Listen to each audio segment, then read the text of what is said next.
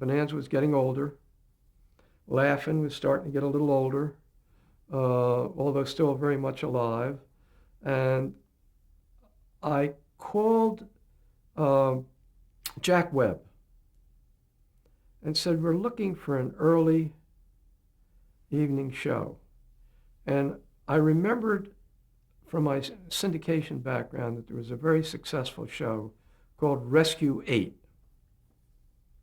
Very commercial, syndicated all over the country. And I said, Jack, do you have any show in your kit of shows that deals with rescuing people and who need to be rescued? And he said, let me think about it. And I thought he wasn't going to think about it, because you couldn't do a show with Jack unless he had a stamp of the police department or something. It had to have an official origin of some kind. At least that was the feeling I had. And about 6 weeks later, he told me that there is a hospital in Los Angeles, or in the environs of Los Angeles, that had a rescue unit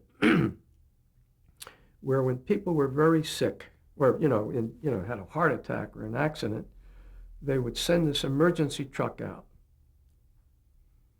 a rescue unit. And we committed to a script, we read it, and we did a pilot, and that was Emergency. And we needed the show. It was aptly named. We put it on Saturday night to lead into the evening.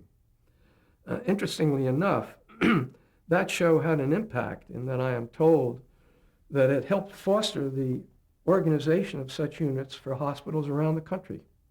And these units became much more common. It was on the air and it was successful, and I think it helped spur that. We would screen the shows in rough cut form.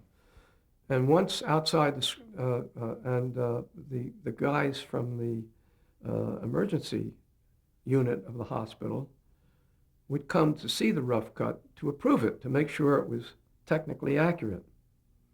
And one of our executives, who was in charge of continuing program, a marvelous guy called Jerry Stanley, had a heart attack in the screening room. And took him right into the truck, saved his life. He later had a bypass and lived a very lovely retired life. He's since passed away, but having that truck there was a valuable part of that series commitment.